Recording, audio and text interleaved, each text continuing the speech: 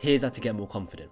Maybe you've been in a social situation, like a party, a date, a business meeting, and instead of listening to what other people are saying, you're thinking about how you're coming across.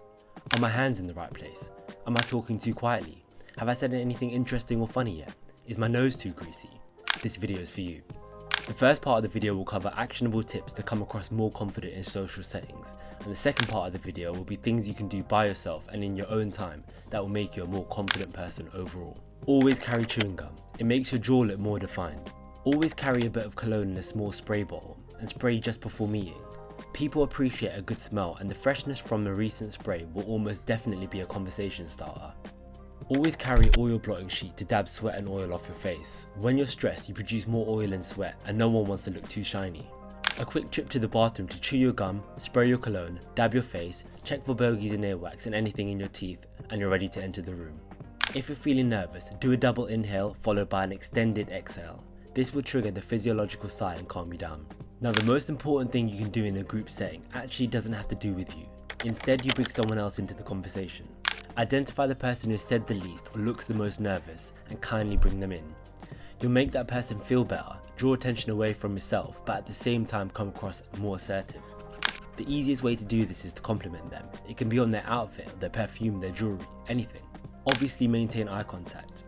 If it's a one-on-one, alternate between each eye, nothing too intense or you'll give off serial killer vibes. If it's in a group setting, you want to give everyone at least 3 seconds of eye contact to make everyone feel included, unless only one person is speaking. Show your palms most of the time when speaking. When you hide your palms, it's a subconscious signal that you may be keeping something from them, making you come across less trustworthy. There's no need to have your hands in your pocket. If you're at a party, always have a drink in your hand, even an empty one. It's a good conversation starter. Or a cigarette if you smoke, or even a chicken wing, it doesn't matter, always hold something. A gentle touch on the shoulder every now and again shows you're engaged and generally a warm person, but obviously know your limits. The best time to initiate any form of physical contact is straight after a joke has been made, whilst everyone is laughing. Or more specifically, if you accidentally step on someone's shoe or accidentally barge them, whilst apologising, a hand on their shoulder breaks the physical contact barrier and makes you come across more warm and welcoming. Or if you're on a date, light-hearted teasing is the best time to initiate physical contact. Make a joke about how she's a lightweight and can't handle a drink. A little nudge on the shoulder and a grin to show you're joking always works. People love self-deprecation. In fact, you basically don't want to say anything which is self-promoting. It's better to leave a trail of breadcrumbs than to make a bold statement. For example, I went to Monaco last weekend. Boring. Instead say, Oh, I'm such an idiot for not putting on enough sunblock. Overall, it's better for people to assume you have skin cancer than some rich show-off who holidays in the south of France. Laugh at yourself and tell your own embarrassing stories. It shows your imperfections don't bother you and you're confident with the way you are imperfect. This shows a high level of confidence, telling stories that most people would be embarrassed about. If a joke's been made about you, laugh with the group, double down on the joke. It puts you back in control of the joke and shows your humour. If you make a situation awkward, let's say you've told a joke that didn't get any laughs, or you stumble on your words, or there's an awkward silence, highlight it. You could say, Ha ha ha, I thought that'd get a bigger laugh. Or, Ha ha ha, that definitely didn't make any sense. Realise you only need to make some of your conversation go well, not all of it, so you can afford to make a few bad impressions in the pursuit of having fun.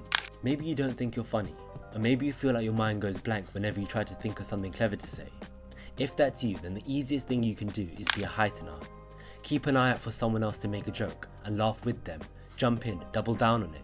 This will help you be more playful in conversation, and as an added bonus, whoever you're heightening will feel good that you like their joke. Have interesting and playful answers for questions you know you're going to get asked, or ridiculous answers for boring questions or small talk. For example, let's say you're a software engineer and someone asks what you do. Instead of saying I'm a software engineer, you could say, oh, I'm a computer nerd.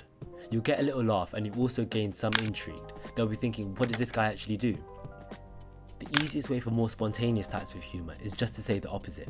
For example, if it's a hot day and you go outside and say, wow, it's freezing out here, you're bound to get a giggle. Prime yourself before engaging in social interactions. Watch videos of confident people. I recommend watching videos of Angry Picnic and That Was Epic. This way you're using recency bias to influence the things you say and the way you act. When you leave, you want people to be convinced that you wanted to be their friend. You want them to think they were the most important people there, especially if it's a brief interaction. You don't just remember the people's names, you want to remember at least 2 things they've mentioned or told you. When saying goodbye, you can mention the name and also bring up the 2 things that they've said. It proves to them you were listening. Go to the gym and lift weights. Being confident in the way you look will be recognised by others. They will also appreciate someone who looks good. Everyone knows the effort and commitment into getting into shape, so you will already have their respect. Think about every social situation you've been in. When someone who's in good shape shows up, they're automatically respected before speaking. Get into fighting. Not random people in the streets, but some sort of martial arts or combat training. When you feel more confident in your physical abilities, it positively affects your overall self-esteem. This increased self-assurance can radiate in social situations, making you appear more self-assured and confident to others. You also have a reduced fear of confrontation. By learning to fight and facing controlled confrontations in controlled training environments, you gradually overcome the fear of confrontation. This newfound courage will extend to social situations, allowing you to approach conflict or difficult conversations with more confidence and composure. Get a hobby. It gives you something to talk about and it shows you're passionate. It can also expand your social circles, often leading to opportunities for socializing with others who have similar interests. Be the best dressed guy in the room. The better you look, the better you'll feel. People will acknowledge your style, and it can be a conversation starter. The most important thing I want you to take from this video is that interested is interesting. I'll say it again. Interested is interesting. Act interested in what other people are saying. Think back to a time you felt great in a social situation.